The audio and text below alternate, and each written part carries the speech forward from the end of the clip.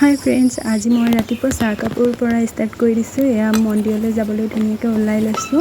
আজি মানে আমি মন্দিৰলৈ যাম। এয়া গৈ আছোঁ মানে আজি আমি দুটা মন্দিৰলৈ যাম। এটা মন্দিৰ হৈছে এইটো, মই যিহেতু মন্দিৰলৈ আহি আছোঁ, এইটো হৈছে মই মেট্ৰিক দিয়া সময়ত মানে 2017 চনতে আহোঁ বুলি কৈ থৈ দিয়া মন্দিৰ হয়, কিন্তু মই যোৱা নাছিলোঁ। ৰাস্তাটো পূৰা পাহৰিয়ে গৈছিলোঁ, চিনি পোৱা নাছিলোঁ। হ'লেও মানুহক সুধি ওলালোগৈ আৰু এনেও মানে যোনটো মন্দিৰলৈ যাওঁ বুলি ভাবি থওঁ, নগ'লে মানে মনটো কেতিয়াও ভাল নালাগে। ফাইনেলি আমি মন্দিৰটো পাই। মন্দিৰ বুলি ক'বলৈ গ'লে এইটো নামঘৰ হয়, যিহেতু ইয়াত কোনো মানুহ নাছিলে, গতিকে আমি দুটাই গৈ পেলাই ধুনীয়াকৈ চাকি বন্তি জ্বলাই দুয়োটাই বিচাৰিবলগীয়াখিনি বিচাৰিলোঁ। আৰু ভগৱানে জানি চকু মেলি চাইনে নাচাই নাজানো, আৰু হ'লেও যিখিনি বিচাৰিছোঁ সেইখিনি যাতে পাওঁ। আকৌ এতিয়া ৰিভাব মন্দিৰলৈ যাবলৈ আমাৰ যাত্ৰা আৰম্ভ হৈ গ'ল। ঘৰৰ পৰা লৰালৰিকৈ ওলাই যোৱাৰ কাৰণে ৰিলচ বনোৱা নহ'ল, সেইটো কাৰণে বাটত গৈ থাকোঁতে এটা ৰিলচ বনাই ল'লোঁ।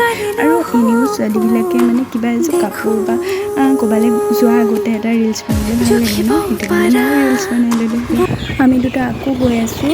আমি এতিয়া যোনটো ছেকেণ্ড মন্দিৰলৈ গৈ আছোঁ, সেইটো মন্দিৰৰ মানে আগতে গৈছোঁ, কিন্তু মানে ৰাস্তাটো মনত থকা নাছিলে, কাৰণ বাইকত এনেকৈ যোৱা নাছিলোঁ। কিন্তু আমি নেটত মাৰি চালোঁ, তেতিয়া পাই গ'লোঁ। আৰু এয়া ফাইনেলি আমি আহি পাই গ'লোঁহি। আপোনালোকে চিনি পাইছে চাগৈ, এইবোৰ চিৰিবোৰ দেখি চাগৈ গম পাইছে আমি কি মন্দিৰলৈ আহি আছোঁ। সেইবোৰ যে দোকানবোৰ ইমান ধুনীয়া ধুনীয়া বস্তু আছিলে, ল'বলৈ মনটো আছিলে কিন্তু লোৱা নহ'লে। আমি ইয়াতো আহি পেলাই চাকি গছ জ্বলালোঁ, কাৰণ মন্দিৰ বুলি ক'লেই চাকি গছ নজ্বলালে মনটো ভালো নালাগে ন, সেইটো কাৰণে ধুনীয়াকৈ চাকি বন্তি জ্বলাই পেলাই এতিয়া আমি আহিছোঁ মন্দিৰটোৰ বেক চাইডে, যিখন মানে নদী আছে ন, ইয়াত চিৰি দি এনেকৈ নামি গৈ পেলাই এয়া নদী এটা ইমান ধুনীয়া পৰিৱেশ। তেতিয়াহ'লে ব'লকচোন চাই থাকোঁ, ইমান ধুনীয়া পৰিৱেশ।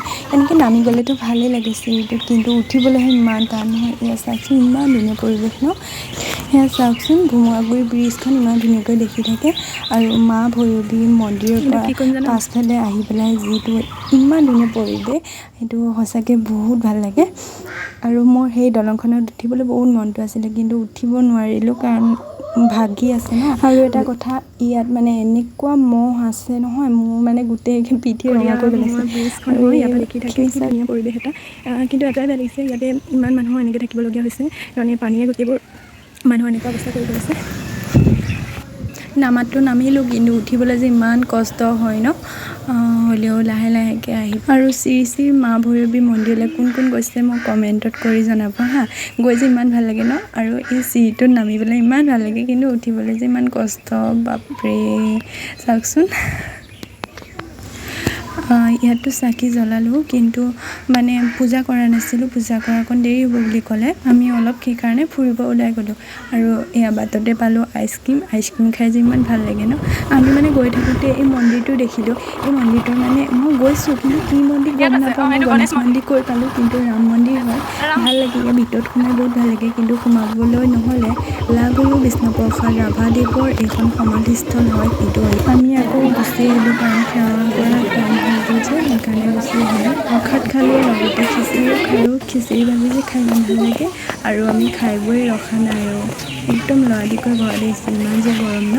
আৰু লগতে অকণমান প্ৰসাদো লৈ আহিলোঁ। আৰু মোৰ ভিডিঅ'টো চাই ভাল পাইছে যদি লাইক কৰিব, শ্বেয়াৰ কৰিব, আৰু চেনেলটো ছাবস্ক্ৰাইব কৰিব। আকৌ মই এটা নতুন ভিডিঅ'ৰ সৈতে আপোনালোকক পুনৰ লগ পাম বুলি আশা ৰাখিলোঁ। Thank U.